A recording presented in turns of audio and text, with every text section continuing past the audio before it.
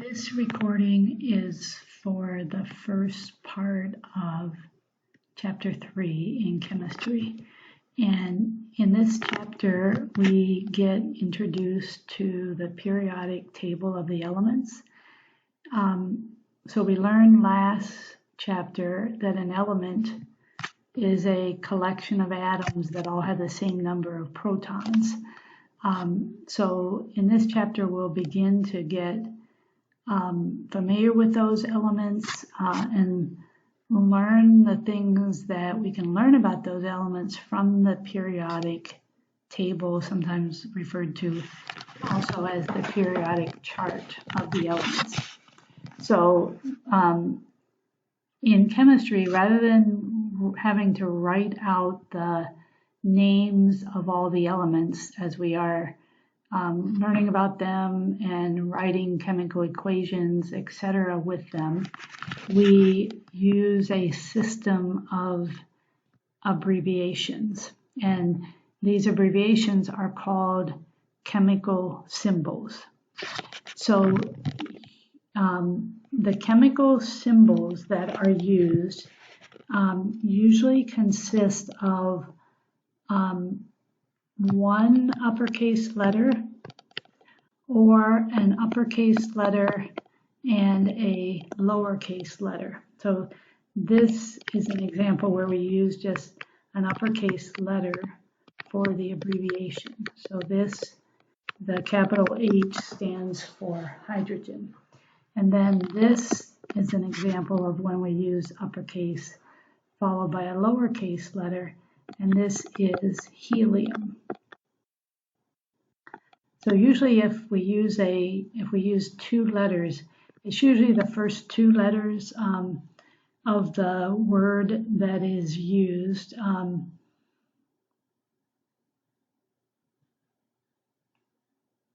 And always if there's two letters, the first letter is capitalized and the next letter is a lowercase letter. Now, the two examples I gave here are both in English. But just to keep things interesting, we also have some elements for which the abbreviations are in Latin. So most of them are in English, but there are several that you will learn that are in Latin. So for example, K is potassium.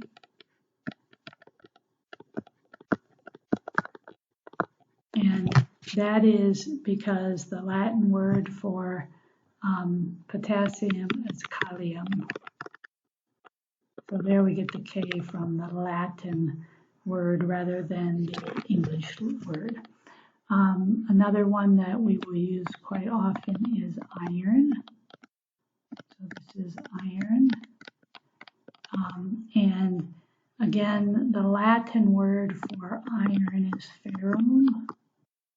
So we get that symbol from the first two letters of the Latin word. There are some others that you will become familiar with. Sodium is Na, so this is sodium. And again, the Latin word for sodium is natrium. So we get our abbreviation from the Latin word rather than from the English word. So in summary, it's either the first letter that is used, the first letter in either Latin or English that is used as the abbreviation, or the first two letters.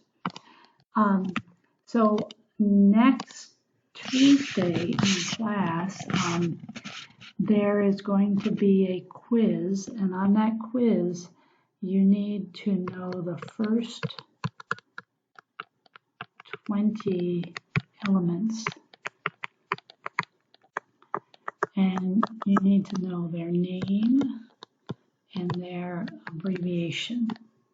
So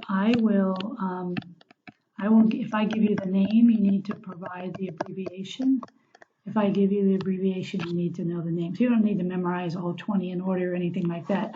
For now, I just want you to memorize the name and the abbreviation that goes with it. So that if you're given one, you can supply the other. Okay, so that's going to be on Tuesday during class that you will have that quiz on the first 20 elements. And as you are preparing for that quiz, if you look on the inside cover of your textbook, you will find the periodic chart, and then on the page right next to that, you will find a list of the elements that are in alphabetical based on their chemical symbol. For the first 20, so you need to know through Ca, which is calcium. So if you can look on the page that is adjacent to the table to get what each of those symbols stands for. Okay. Still looking then at the periodic table of the elements, there are several other things that we can learn from the periodic chart. And the first thing that we can learn is called the atomic number.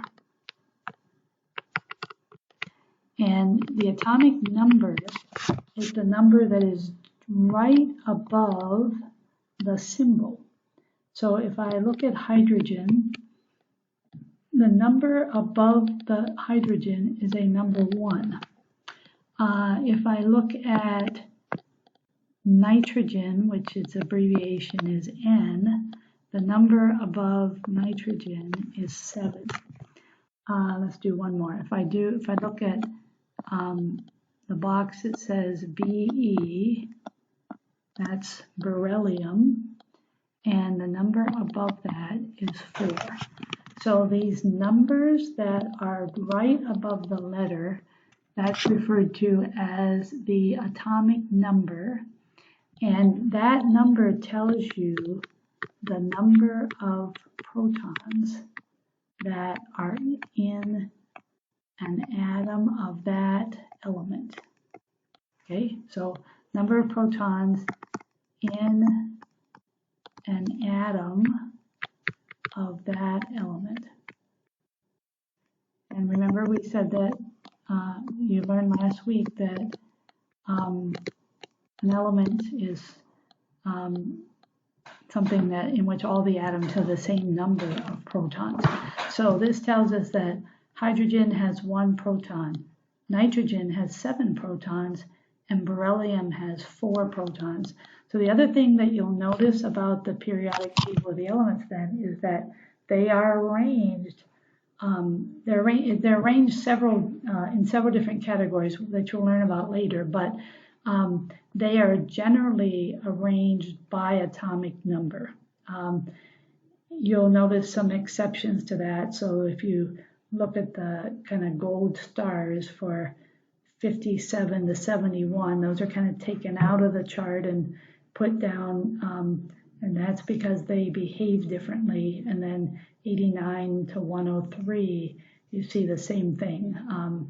They're kind of taken off of the chart because of the way they behave chemically and what they're made of. Okay, but generally, the periodic table of the elements arranges things according to the atomic number. Okay, so the atomic number tells us the number of protons. Now, of course, if the atomic number tells us the number of protons, it also tells us the number of electrons, because as we learned last week, it also tells us the number of protons and electrons are the same in a given element, so therefore also the number of electrons.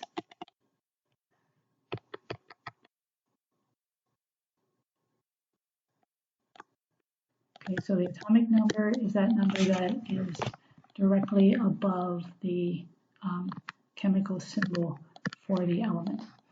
Okay, then another thing that you can learn from the periodic chart is that you can learn the mass of an atom of that element.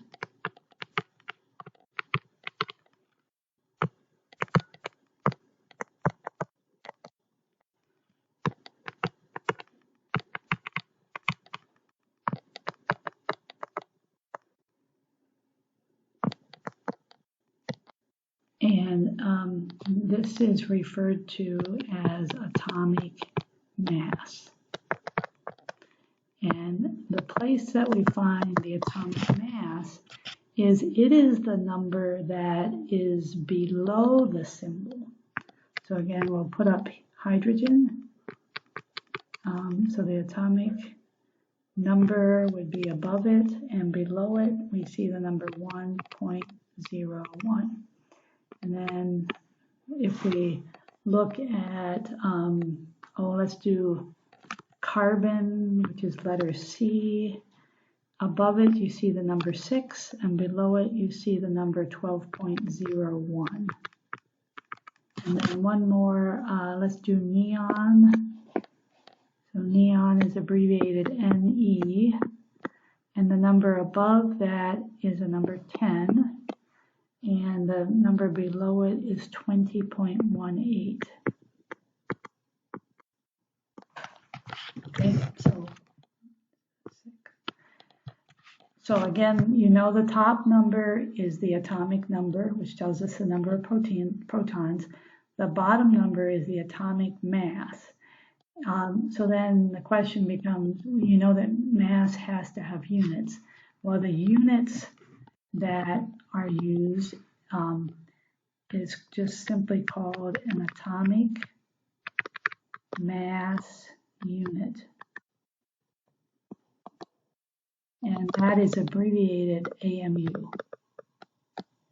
So for hydrogen, the atomic mass is 1.01 AMU. For carbon, it's 12.01 AMUs, and for neon, it's 20.18 AMUs. What is an AMU? Let's relate it back to something that you're more familiar with, and we will relate it back to grams. So 1 AMU is equal to 1.66 times 10 to the negative 24 grams. So obviously, as you already know, an atom of an element has a very, very small mass because 1.66 times 10 to the 24 is a very small number. You would have 23 zeros in front of this 1. You'd have a decimal place and then 23 zeros. We can go ahead and do that. 1, 2, 3, 4.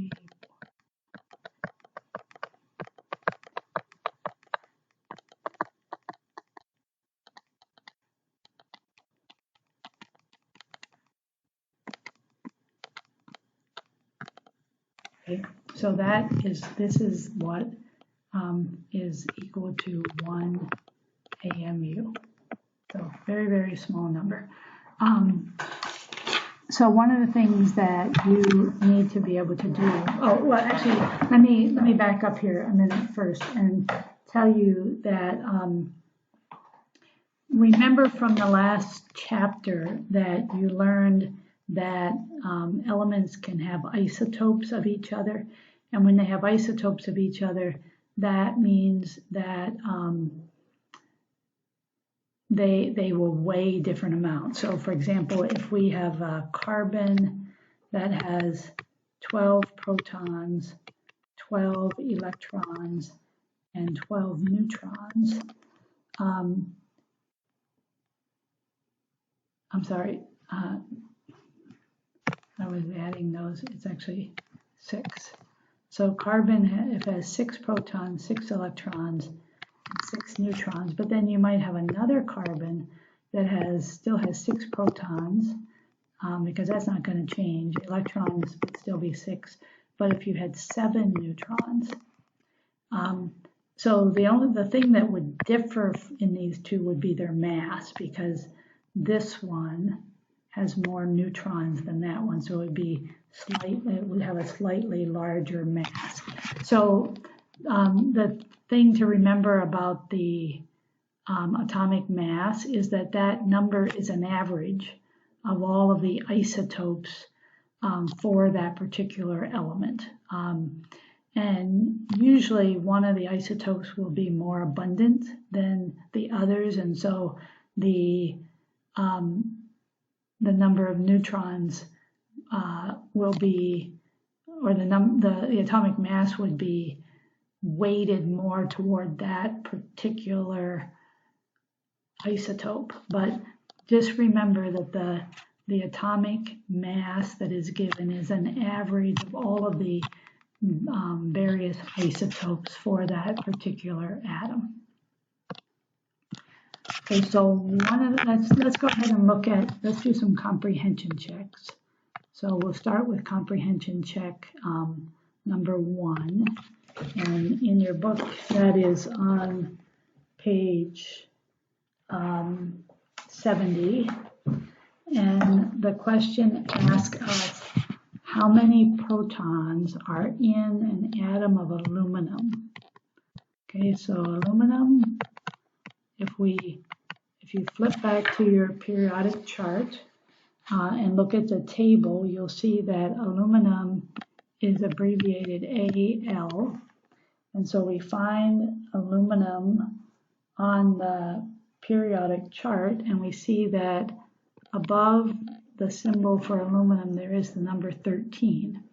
So its atomic number is 13, so that tells us the number of protons. So aluminum has 13 protons. And then comprehension check number 2 says, what is the mass of the average chlorine atom in grams? Okay, so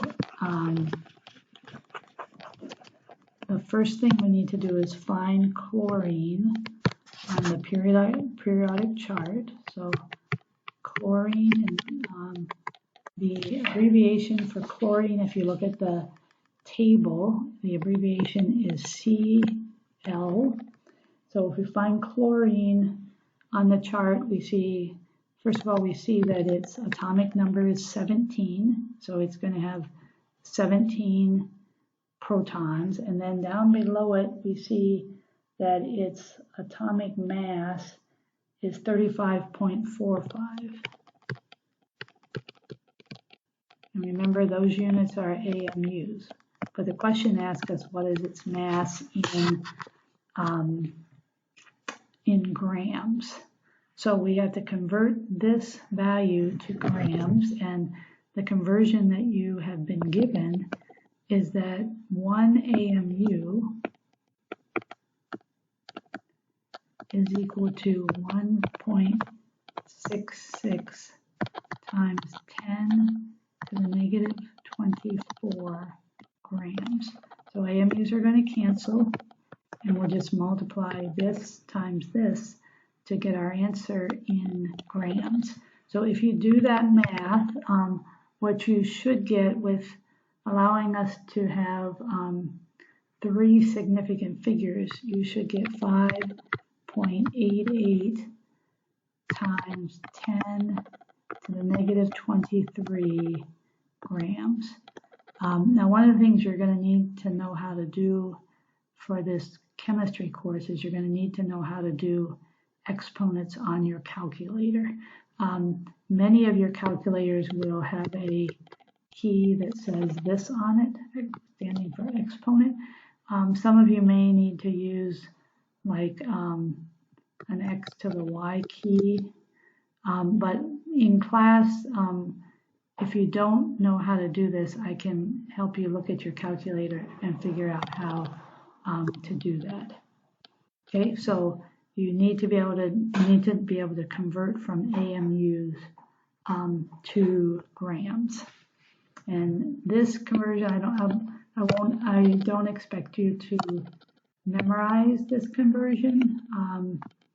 I will give that to you on a test, but you still need to know how to do the conversion to go from AMUs to grams or from grams to AMUs.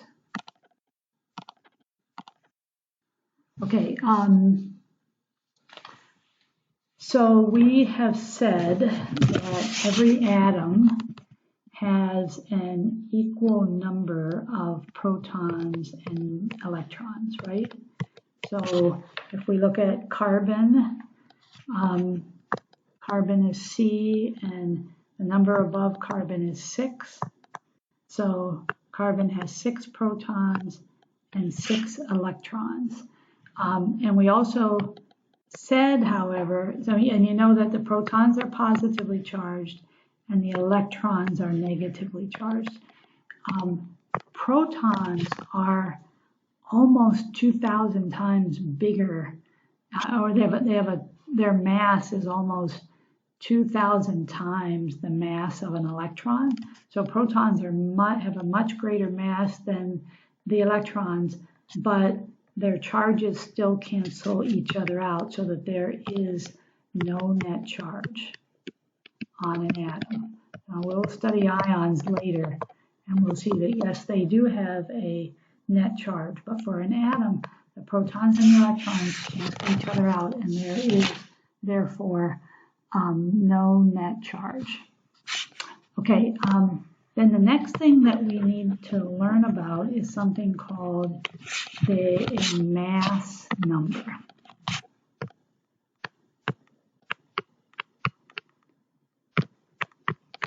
So again, remember that we said that every element has the same number of protons and electrons, but they can have different numbers of neutrons, and when they have different numbers of neutrons, then we call them isotopes. So what is the mass number? The mass number is the number of protons plus neutrons.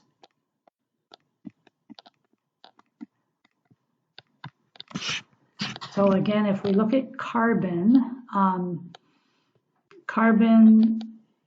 one isotope of carbon has 6 protons, 6 electrons, and 6 neutrons. So if the mass number is the number of protons plus neutrons, then in this case, the mass number would be 12.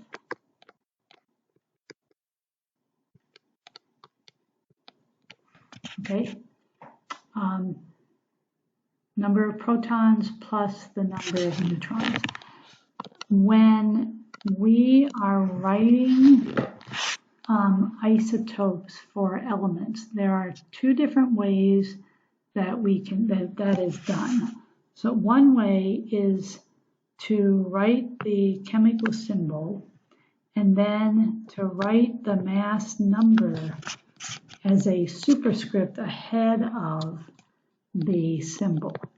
So for carbon, this is 3 different isotopes for carbon. So this number right here is the mass number, which is the number of protons plus neutrons. So for this one, the number of protons would be 6, and the number of neutrons would be 6. We know that if we look at the periodic table, we know that the number above carbon is 6. So that tells us the number of protons. Therefore, this number, which has to be add up to protons plus neutrons. Sorry, this should be a neutron. So if this has to add up to protons plus neutrons, and we know that the protons are 6, and the neutrons have to also be 6. For this one, again, it's carbon. So the number of protons in carbon is 6. So then, because its mass number is 13, then it has to have 7 neutrons. And then for this one, again, it's carbon. Carbon has 6 protons, and so it would have 8 neutrons. And so one way you can write them is with the chemical symbol with the mass number as a superscript before that number. The other way that we write them is just to write them as a, write the chemical symbol with a dash and then write the mass number. So C12, C13, C14. Okay, so this is the mass number here, the number of protons plus neutrons, protons plus neutrons, protons plus neutrons. Okay, so let's look at then at what if you had this.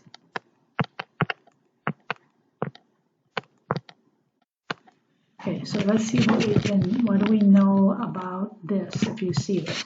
Okay, so first of all, if you haven't memorized them yet, but you will eventually learn that Si stands for silicon, and it is number 14 on the periodic chart. So this is silicon. So if we look at the periodic chart, first of all, we learn that its atomic number is 14. So what does that tell us? That tells us that it has 14 protons. And it also tells us that it has 14 electrons. So then how many neutrons does it have? Well, this number here tells, this is the protons plus neutrons. So if it has 14 protons, then we know that it must have 15 neutrons, so that it adds up to 29.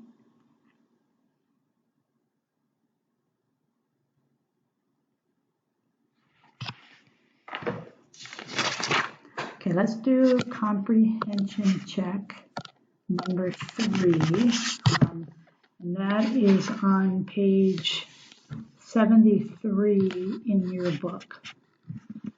So comprehension check number 3A, we are given this F with an 18 up there. Okay, so first of all, what does F stand for? It stands for fluorine. Okay, so if we find fluorine on the periodic chart, we see that it has a number 9 above it. Okay, so that's its mass number. So that tells us that it has 9 protons. So that means it also has 9 electrons. And it has 9, since this has to add up to protons plus neutrons, then that also tells us that it has 9 neutrons.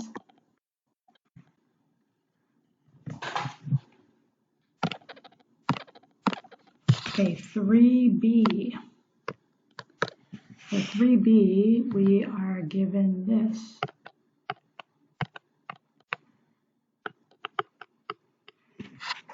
AR40. Okay, so first of all, the AR stands for argon.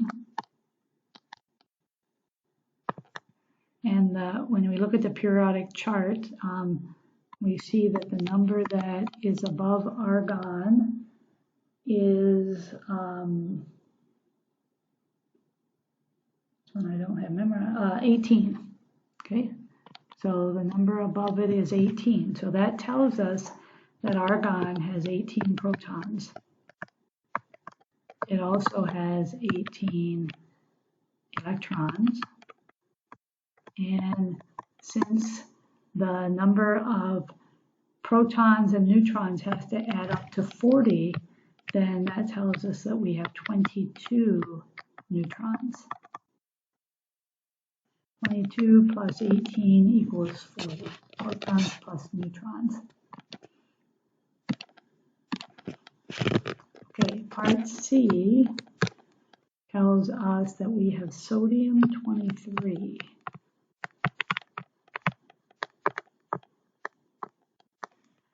Okay, so again, the abbreviation for sodium you'll learn is Na, and if we look above the sodium, we see the number 11.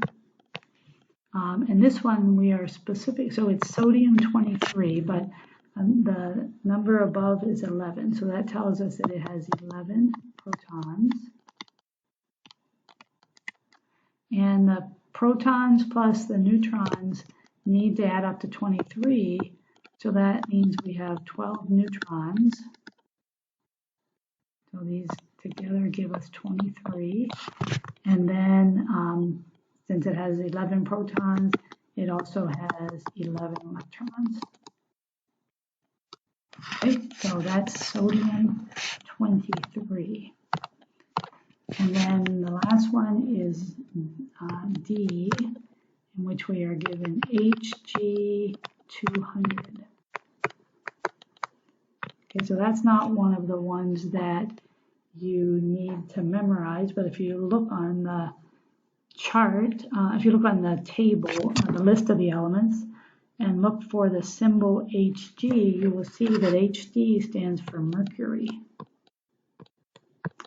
And that next to mercury, it tells us that it is number 80 on the periodic chart. So if we look at the periodic table, you will see this. Okay, so number 80 is mercury.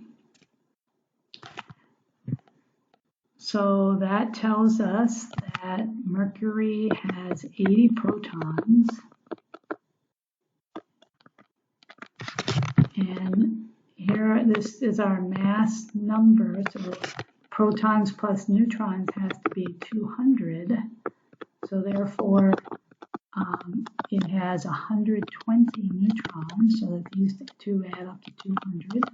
And then again, we know that protons and electrons are equal, so it will equal 80. It'll have 80 electrons, the same number as the number of protons.